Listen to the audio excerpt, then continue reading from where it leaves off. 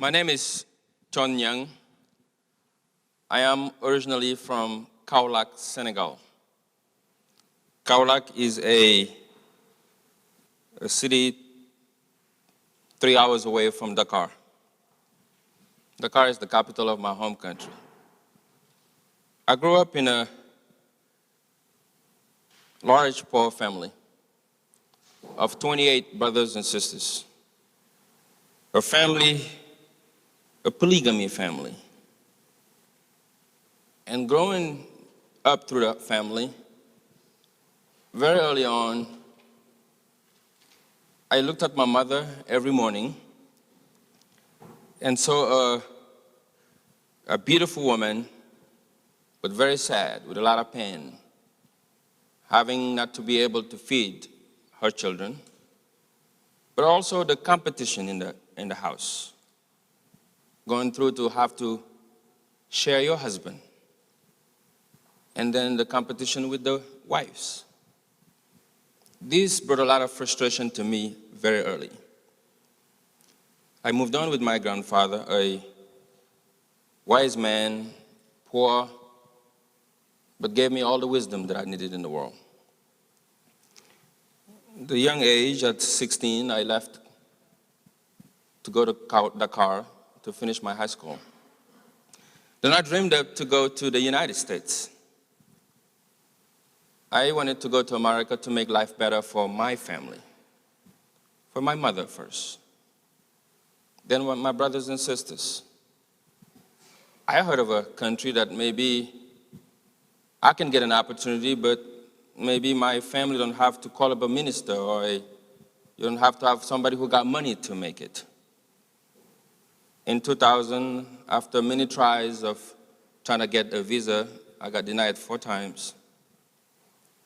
And I finally landed in the Bronx, in New York, where I started cleaning tables, like many immigrants do when they come home, when they come here, work and try to make ends meet. The first thing was to get a job ASAP so I can make sure my mother is fine. In the Bronx, I did 3 months there cleaning tables. Then I had to move to Cleveland, Ohio, because I had to go to school there. I started in a small community college with 2 jobs at the Marriott Hotel, cleaning tables, and sending money home, try to do my payments in school, and try to just keep my head above the water.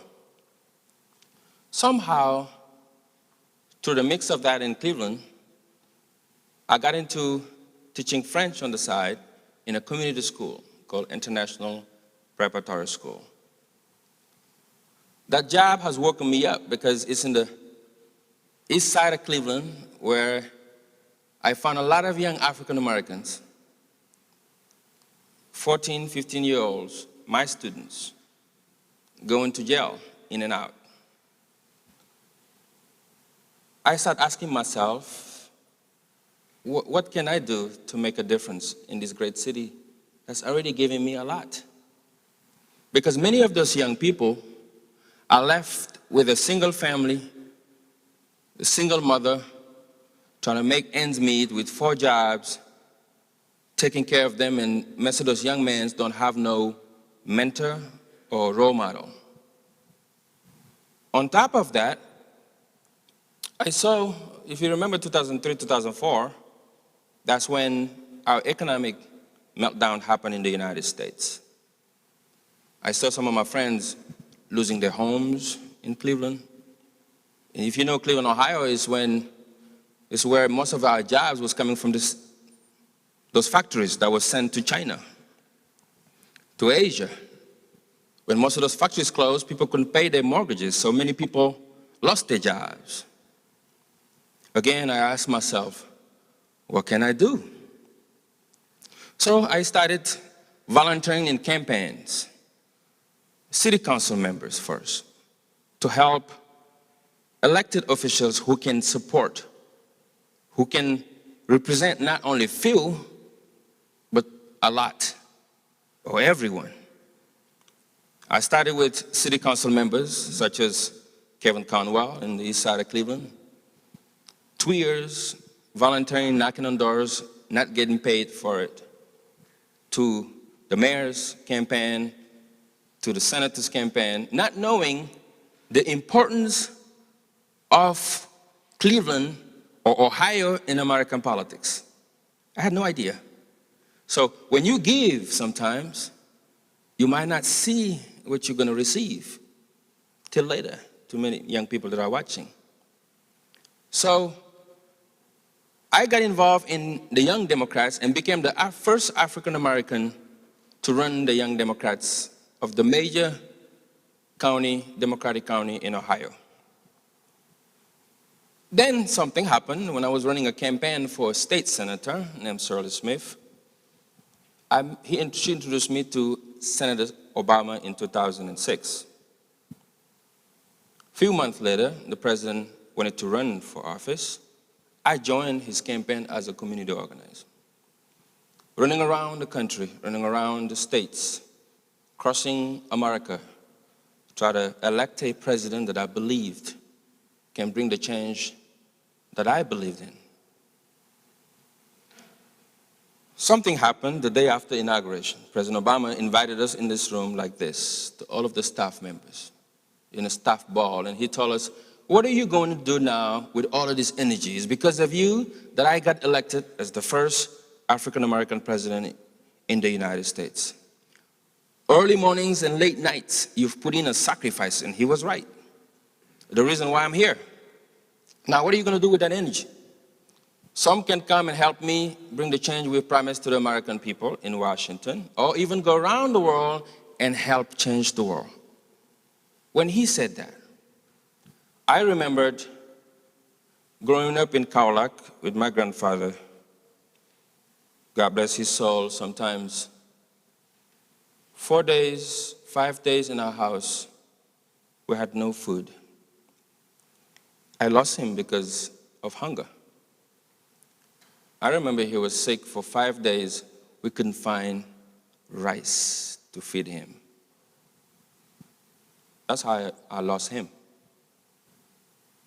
And I knew there's millions of young people across the world that night who will never have the opportunity that I had.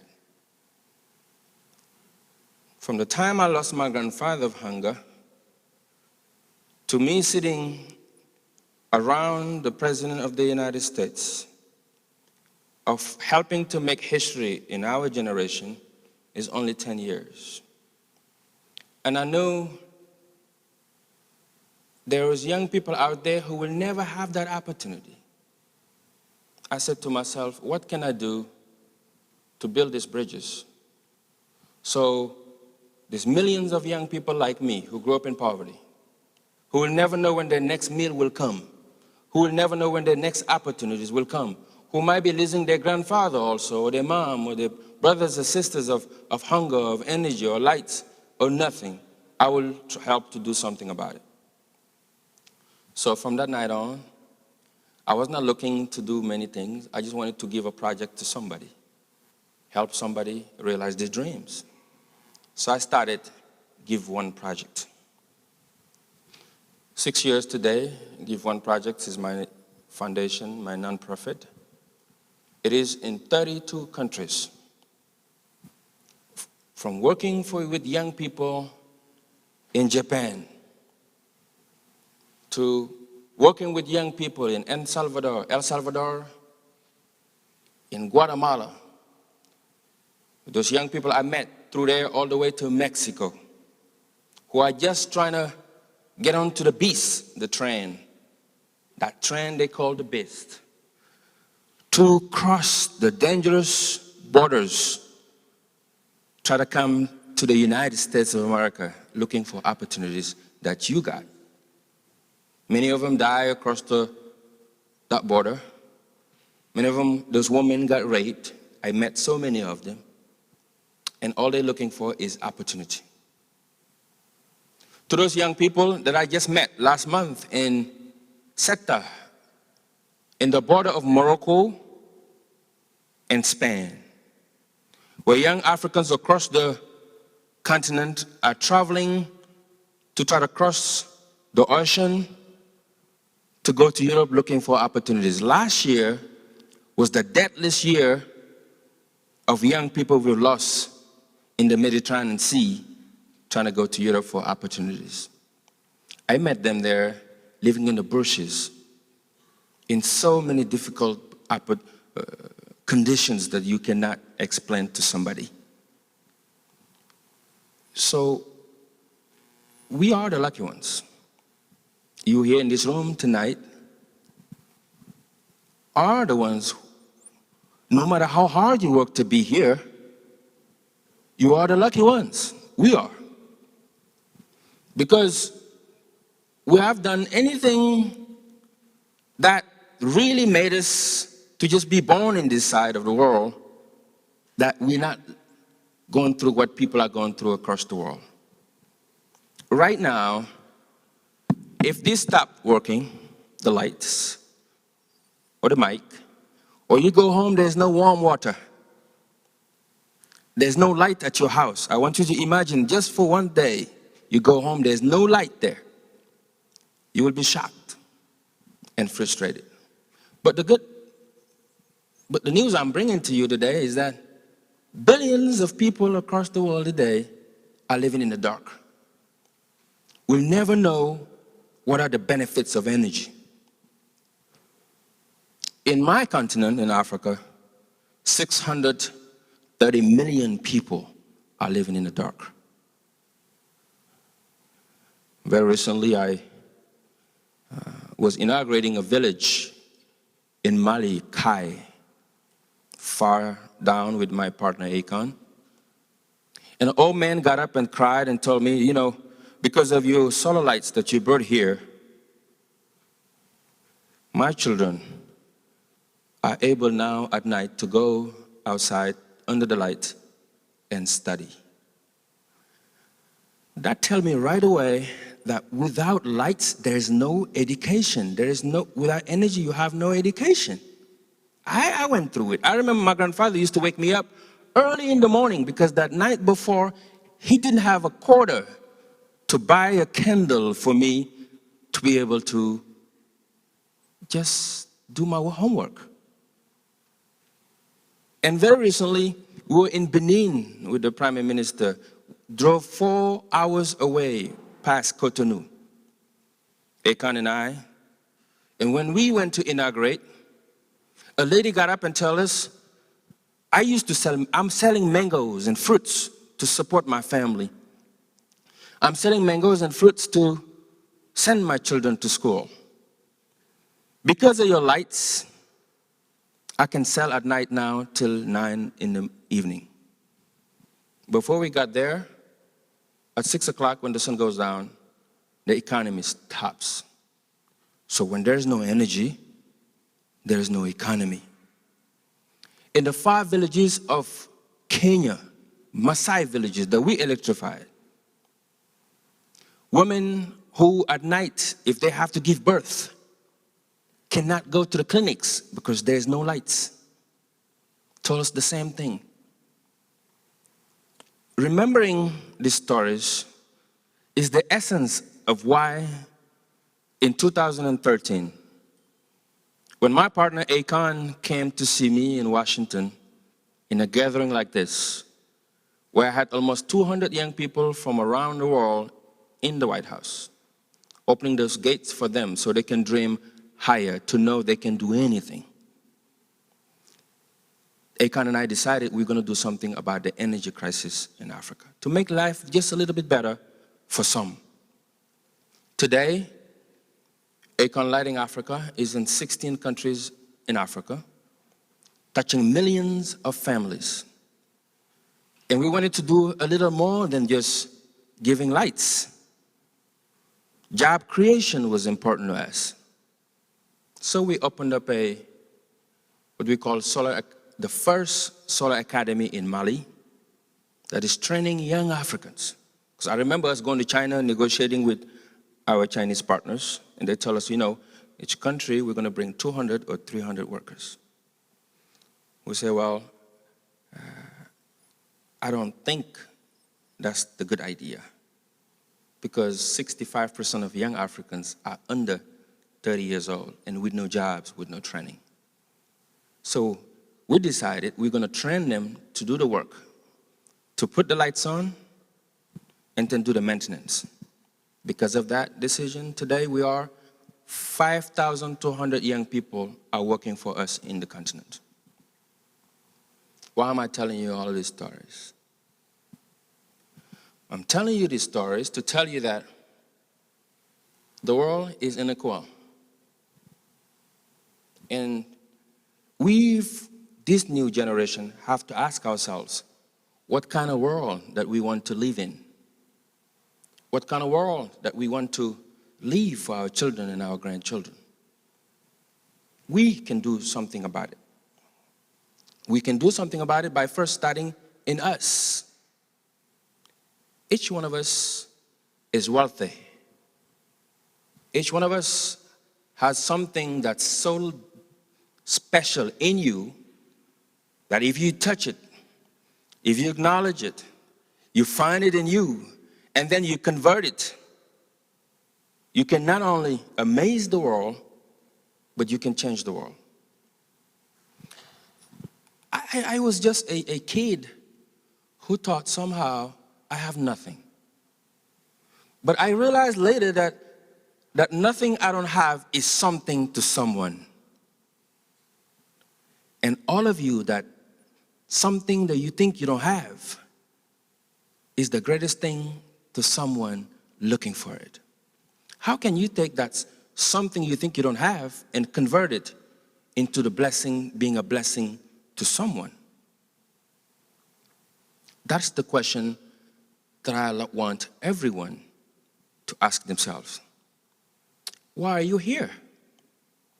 What role will you play? Because there's some we remembered in history, and we don't remember because of the cars they've driven, the degrees they had, the money they left in their bank accounts.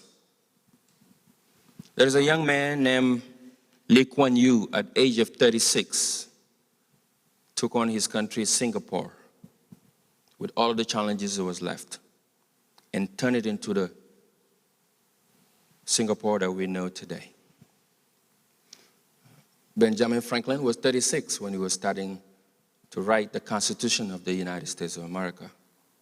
Nelson Mandela, at 31 years old, joined the ANC movement to liberate his country, which cost him later on 27 years of his life. Dr. King was only 22 when he joined the civil rights movement. Actually, he passed only at 39 years old with everything that he's done. There's something about young people changing the course of history and young people with paradigm shift. If you look at history, everything that's changed has changed through young people. So, if we want a better world for ourselves, or a better world for the children, our children, and their children to come, the time has come now that we have to ask ourselves, what we are doing, is it really touching people? The work we are doing, is it participating in making life better for others, or is only helping us? Because those who thought that it was only helping us, or the no-sayers in the past, in the end, what we remembered was those who made the sacrifice to make life better for others, not the other way around. This is what might make my life work today. I believe the greatest investment one can make is in young people. Because I believe they are the seeds that we need to water, who will end up giving us the fruits that we need. But young people of today, I will tell you what President Roosevelt said in his inauguration in 1933. He said to Americans, to young Americans, that this generation of young Americans has rendezvous with history. But this generation of young people here in Canada and across the world, we have rendezvous with history. And the question is, what will history say about us Did we fight to make sure that we focus on our commonalities, celebrate our differences, focus on bringing us together and fighting to make sure the world is just a little equal? Because we're in a world where more than 1 billion people are living under $1. And when we go right now, somebody's gonna complain because they didn't get a job that they don't want. The things you take for granted, people are dying for. And who much is given, much is required. We can't continue to live in the world where just few people are doing well and the rest of the world are doing bad. I believe we all do well, then everybody will be good. But if few are doing well, we are all in trouble. This is why you see many young people can put bombs in themselves and just go and kill people just like that, because they have no hope. They've been in a position where they got nothing else to lose. We are stuck with each other because at the core, we share that human family, whether we want it or not. It is not the color of our skin that's going to divide us. As much as we want, it's not going to happen. You're not getting rid of none of us. We're here. It's not our economic backgrounds because you got more money than the other that's going to divide us. Even if you want to, we are still stuck together. It's not because the other person come from this kind of families and the other one didn't. So this generation will have to answer the key question that tomorrow history will ask: what have we done for them? I know, and I'm grateful, that if it was not for the sacrifices of Rosa Parks and such like Dr. King and such, I will not do what I've done in the United States or around the world today. And I know President Obama should be knowing if it was not those sacrifices, he wouldn't be here. We young Americans have sacrificed to put President Obama in office, not for him, but for us. But the question now is, what are we continuing to do to make sure that those generations coming after us will say, because of them, I'm here? This is my fight. And this is a fight of an eternal optimist who believe that somehow I will succeed in it. With my young people that I'm training in Canada here, with those young people that I'm training, giving opportunities in entrepreneurship and global leadership programs, in women empowerment projects all across Japan, in Mexico, in Senegal, in France, in Italy, across the United States. Those young people, I know and I'm sure that if I fail to make it, one or two of them will be able to pick up the fight and continue to give opportunities to more people across the world. Thank you. God bless you all. Thank you.